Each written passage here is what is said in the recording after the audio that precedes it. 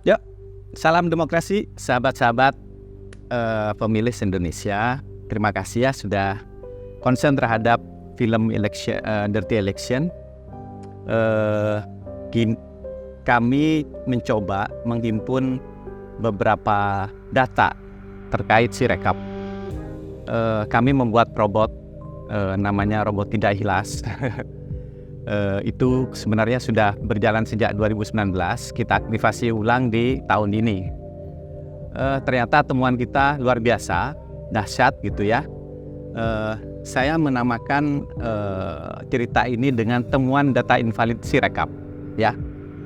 Nanti slide-nya akan kita share di halaman web Dirty Election. Jadi begini.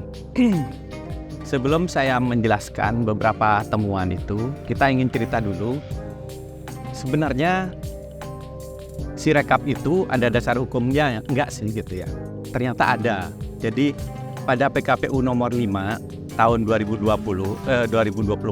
itu disebutkan bahwa Sirekap itu adalah alat kerja atau alat bantu dan alat utama dalam melakukan rekapitulasi, mulai dari perhitungan, rekapitulasi sampai pengumumannya dari hasil pemilu ini, gitu ya. Nah, perhitungan mulai dari TPS mendapatkan C hasil, itu data primer, gitu ya. Baru kemudian dilanjutkan menjadi rekapitulasi di rapat terbuka, rapat pleno terbuka di kecamatan, kabupaten, provinsi sampai nasional. Nah, itu yang diproses adalah D hasil. Dari C hasil ketika direkap menjadi D hasil, hasilnya diupload ke Sirekap lagi gitu. Jadi hasil yang dibawa pulang oleh para peserta rapat itu dikeluarkan oleh D hasil dari Sirekap itu juga gitu. Terus berjenjang naik terus sampai ke nasional. Dan bagi publik yang dilihat adalah halaman diagram dan tabulasi, di mana itu diambil dari data primer, bukan dari data D hasil atau rekap gitu. Tapi langsung dari data primernya, karena setiap data primer ada angka-angkanya, maka naiklah menjadi data nasional dalam bentuk tabular maupun diagram. Nah, itu yang disebutkan dalam PKPU nomor 5 2024 gitu ya. Oleh karena itu tidak bisa kita mengabaikan Sirekap. Justru Sirekap itu adalah bagian terpenting dari proses rekapitulasi. Kalau tidak ada Sirekap, maka rekapitulasi tidak berjalan.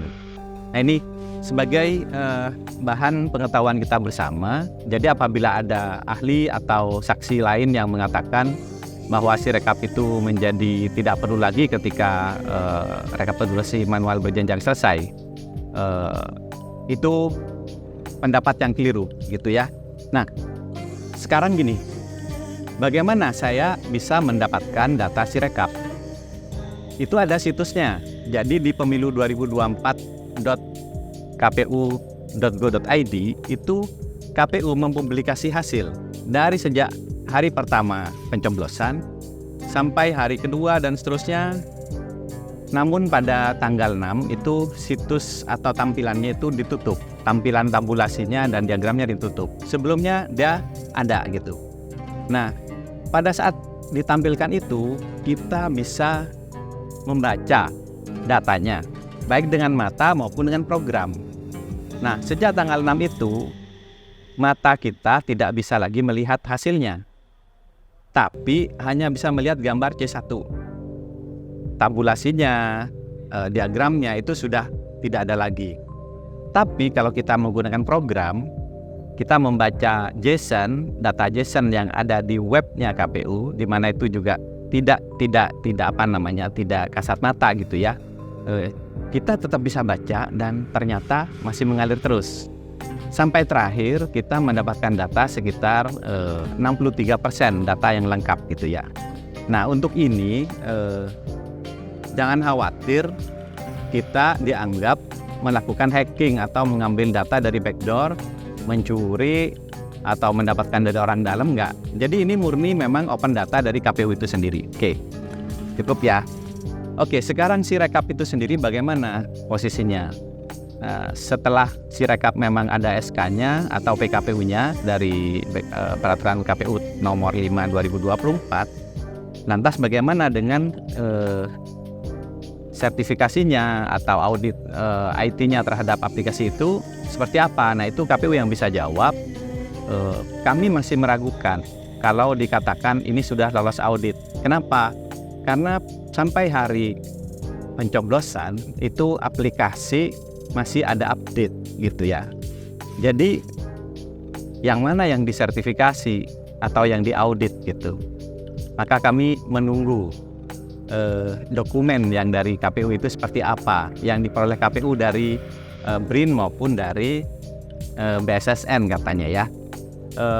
Itu kita tunggu. Saya tidak bisa mengatakan itu tidak ada, tapi kalau ada maka pertanyaan besar, karena ternyata hasil kerja Sirekap ini amburadul. Bagaimana mungkin aplikasi seperti ini bisa mendapatkan sertifikasi gitu ya. Baik, untuk itu ketika data ini sudah kita ragukan gitu ya, satu-satunya cara sebenarnya kita itu mempercayai C1 atau C hasil yang ada metadatanya. Nah, ini kita sudah minta ke KPU dari pekan yang lalu, sekitar 2 hari sebelum Lebaran, sampai hari ini belum dijawab gitu ya. Padahal itu bukan data yang rahasia, seharusnya itu data publik, sudah diputuskan oleh Komisi Informasi Pusat ya. Nah, itu kita minta, tapi sampai hari ini belum dapat. Oleh karena itu maka kami menggunakan data-data yang ada di situs KPU itu, dan kita sudah ambil semua, dan hasilnya ternyata luar biasa. Banyak sekali penyimpangan atau error gitu ya, yang menyebabkan kita dapat menyimpulkan bahwa datanya tidak bisa dipercaya. Apa aja yang saya lakukan? Saya melakukan pengecekan 6 hal. Pertama, kelengkapan data ya. Kelengkapan data. Yang kedua, profil halaman utamanya sebelum ditutup gitu ya. Yang ketiga adalah checksum terhadap kehadiran. Yang keempat, checksum terhadap suara paslon dan suara-suara yang lain ya. Yang diisikan di form C hasil. Kemudian kami juga melakukan checksum terhadap update data per batch yang dilakukan oleh KPU untuk melihat polanya gitu ya. Karena memang data itu tidak masuk per TPS tapi per kelompok gitu ya, per kelompok. Mungkin ada 1.000, 2.000 itu naik bersamaan, dan kita lihat berdasarkan timestamp-nya. Terakhir kami mengecek jejak perubahan yang terjadi. Jadi ada 6 ya. Oke, yang pertama kita bicara cek kelengkapan data. Ternyata hanya ada 63% TPS yang datanya lengkap dan diisi dengan baik. Ada J1-nya lengkap 3 halaman, ada datanya diinput, kemudian data administrasi juga lengkap ya. Itu ada sekitar 519.353 suara atau setara 63,09%. Nah, ini yang datanya lengkap, data administrasinya ada, data suaranya ada, C1-nya ada. Sisanya itu tidak lengkap, bahkan ada yang tidak ada sama sekali. Makanya ada yang sifatnya true false, false true, dan false. Itu status di data KPU itu sendiri. Nah, dari yang 63% ini kita sisir lagi menggunakan checksum saya. Checksumnya antara lain ya, misalnya saya mengecek penjumlahan paslon 1, 2, 3 dibandingkan dengan suara sah, sama apa tidak. Ternyata ada 25.209 TPS yang tidak sama misalnya. Terus saya cek suara sah tambah suara tidak sah, apakah sama dengan suara total? Ternyata ada yang tidak sama lagi. Terus suara total apakah sama dengan pengguna total? Pengguna total apakah sama dengan DPT yang hadir, tambah DPTB, tambah DPK, dan seterusnya. Saya ngecek kira-kira terhadap data-data yang tadi lengkap. Ternyata ditemukan sekitar 7,71% TPS itu error. Jadi kalau dikurangkan terhadap yang tadi 63% itu, maka sisanya tinggal 55%. Itu data yang bersih, oke, secara aritmatika benar. Artinya sisanya ada TPS error dan TPS yang belum diisi atau belum lengkap itu sekitar 45%. Jadi dapat disimpulkan bahwa tingkat akurasi data dari Sirekap untuk C hasil itu hanya 55%. Artinya apa? 45%-nya tidak bisa dipercaya. Dari situ apakah kita bisa menyimpulkan hasil rekapitulasi yang diumumkan KPU itu benar? Kita tidak percaya. Kenapa? Karena 45% data C1-nya itu tidak dapat dipercaya. Seperti itu ya pengecekan pertama. Sehingga tidak masuk akal apabila data Sirekapnya tidak lengkap tapi data rekapitulasinya bisa selesai. C1 tidak lengkap, mana mungkin rekapnya bisa selesai. Nah, faktanya bagaimana? Ternyata selesai. Loh, berarti datanya data yang mana? Kita mempertanyakan itu dan kita sedang meminta data yang mana yang dipakai kan gitu. Oke, itu pengecekan pertama. Pengecekan kedua, kita mengecek halaman utama seperti saya sampaikan pada kesaksian waktu di depan Mahkamah Konstitusi. Saya mengecek data, ternyata ada data tertua di sistem Sirekap halaman pemilu 2024 itu. Data paling tuanya 14 Februari jam 21.46. Tapi di potret web archiver terhadap halaman KPU beberapa jam sebelum jam 21.46 yaitu jam 18.30 sudah ada datanya. Sudah ada data sehingga banyak yang curiga, loh kok ini sudah ada data sebelumnya, berarti itu data dari mana? Dan sekarang dicek itu data nggak ada. Dan jadi kemana sekarang data itu? Banyak yang mengatakan ini untuk membangun asumsi bahwa inilah hasil yang sudah tergambar saat itu. Setidaknya sampai jam 21.46 gitu ya. Nah, ini pertanyaan besar.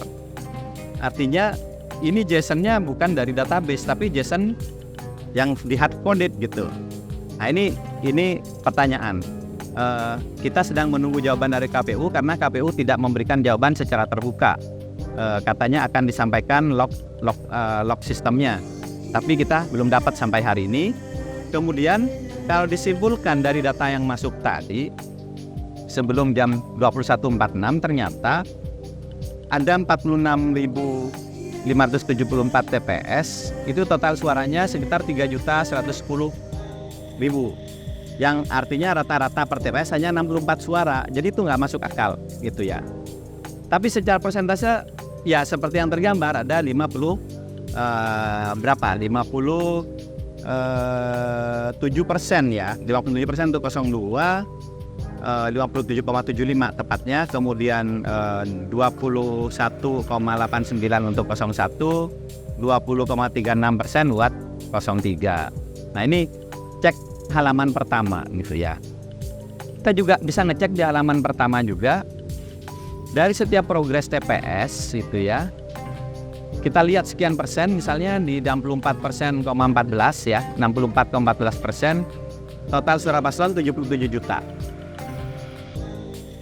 Kalau 100% kira-kira berapa proyeksinya? Itu hanya sekitar 120 juta, hampir 121 lah.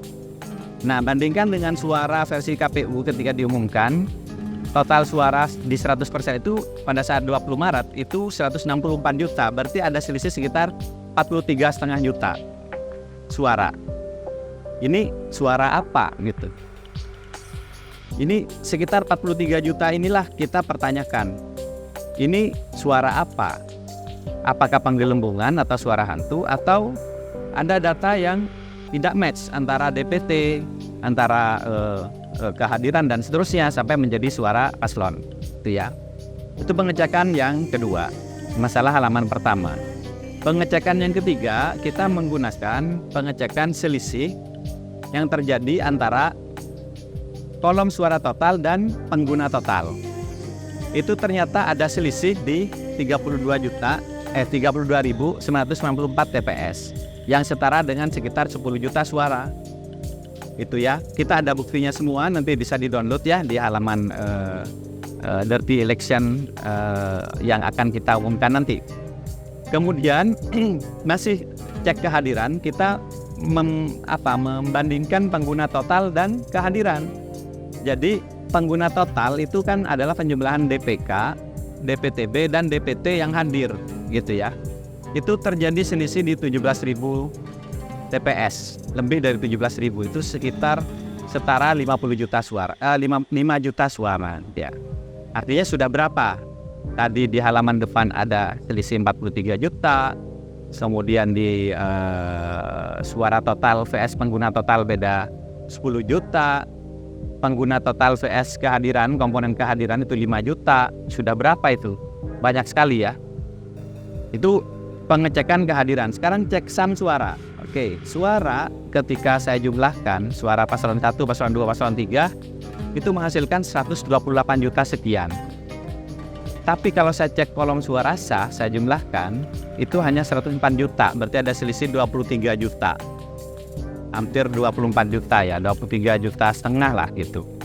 Itu suara nasional, artinya ini data-data menjadi aneh. Kenapa? Oh bisa suara 3 paslon, suara sah 3 paslon ini berbeda dengan kolom suara sah. Ada apa sebenarnya gitu ya. Kemudian saya juga mencoba membandingkan ya. Suara sah saya jumlahkan dengan suara tidak sahnya, saya jumlahkan, saya bandingkan dengan suara total berbeda lagi di 34.106 TPS, setara 10 juta juga. Nah ini kan apa sebenarnya yang terjadi di Sirekap ini gitu ya. Kita perlu tahu C1-nya seperti apa, kok bisa isiannya seperti ini. Itu. Selanjutnya saya ngecek lagi bagaimana sih pola pengisian data di Sirekap ini. Ternyata ada timestamp ya. Jadi setiap naik itu tidak 1 TPS, tapi sekian banyak TPS satu kali naik. Artinya ada satu mungkin back end nanti disuntikkan ya atau dinaikkan ke halaman publikasi. Nah itu kalau dilihat setiap batch itu selalu komposisinya sama. Untuk menjaga komposisi yang sama ini ya, misalnya sekitar 57 atau 58 buat 02, sekitar 19 atau 17 sampai 19 untuk 03 dan 01 itu sekitar 24 gitu ya. Itu ternyata kalau saya cek mulai dari kehadiran sampai menjadi suara sah 3 paslon itu memang nggak pernah match, tapi persentasenya selalu segitu. Dan ini untuk menjaga ini saya cek di batch 1, batch 2, batch 3 itu menyebabkan inkonsistensi selisih mulai dari angka sekitar 4,32% sampai yang tertinggi itu 13,66% penyimpangannya gitu dalam setiap batch. Saya lanjutkan sampai 974 batch itu polanya sama, kecuali beberapa entry ya, beberapa batch ya, ada sekitar 3-4 batch yang tidak sama polanya. Nah pola yang ditemukan apa? 24% untuk 01, 58% kira-kira untuk 02, 18% buat 03. Nah ini pola yang kita temukan. Apakah ini ada settingan? Ya paling tidak settingannya adalah cara naiknya. Dan ini sekarang masih ada sisa yang belum naik sekitar 37%. Data belum lengkap ya. Bisa dibayangkan kalau data itu nanti lengkap mungkin akan makin jelas gitu ya pola-polanya gitu ya. Terakhir saya melakukan checksum jejak perubahan atau footprint. Nah ini paling fatal.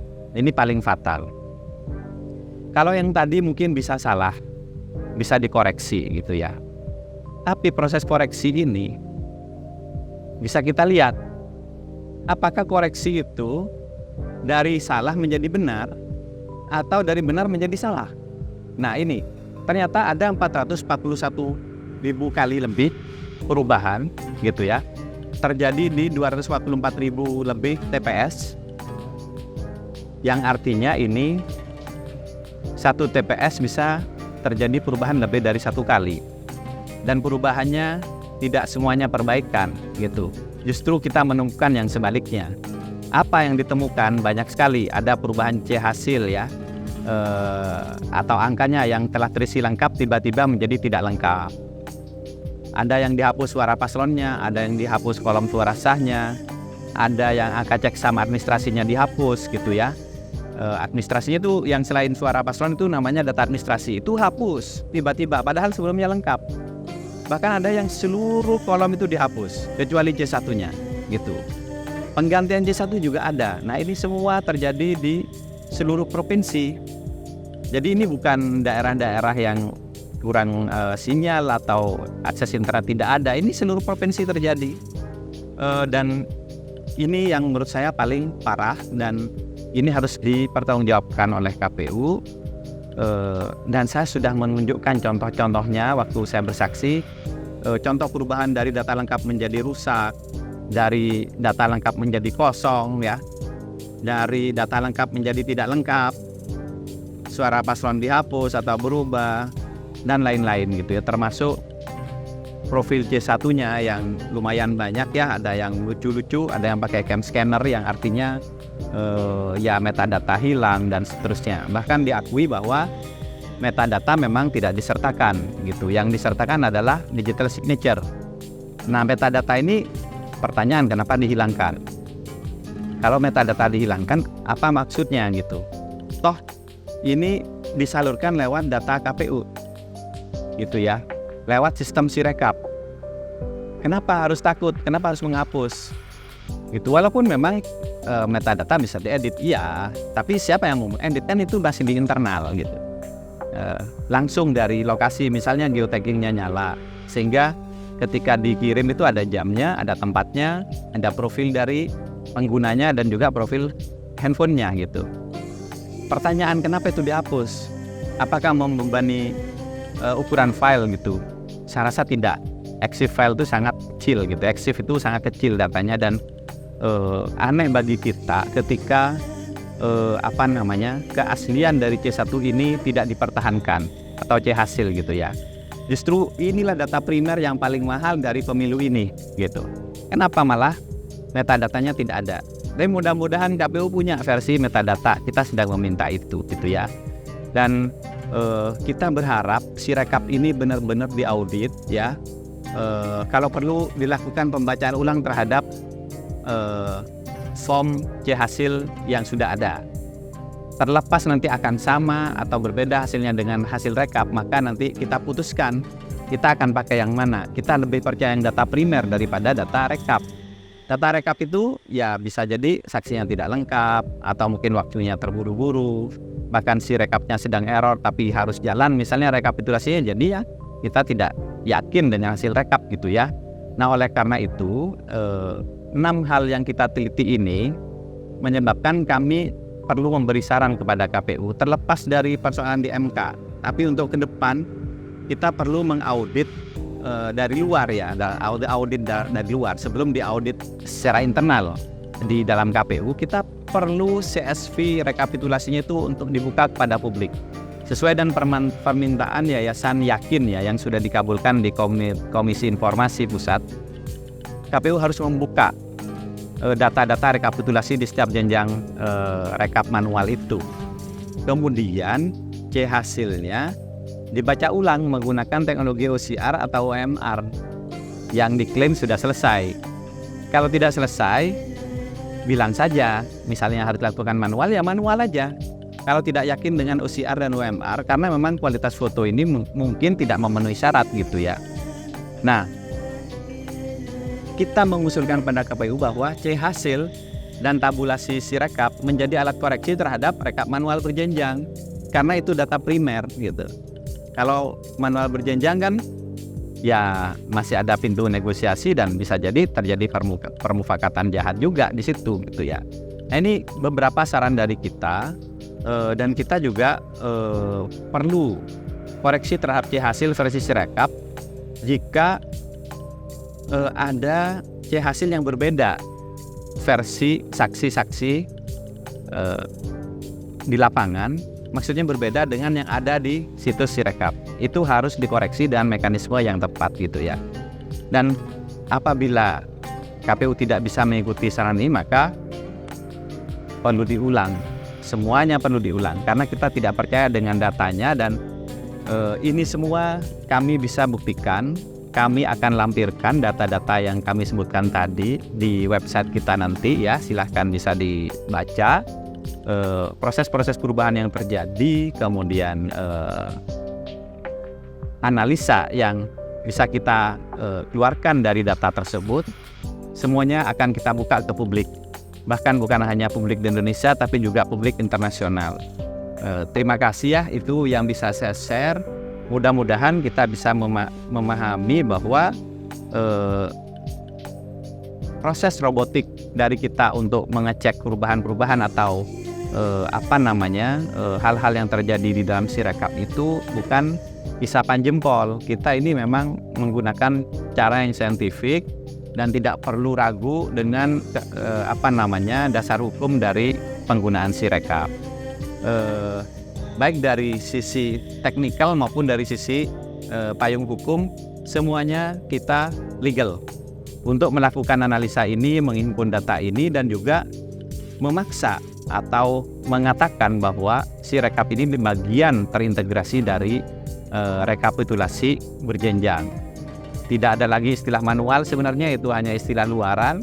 Sebetulnya nama rapatnya itu adalah rapat pleno terbuka rekapitulasi hasil penghitungan perolehan suara tingkat kecamatan, kota kabupaten, provinsi, dan nasional.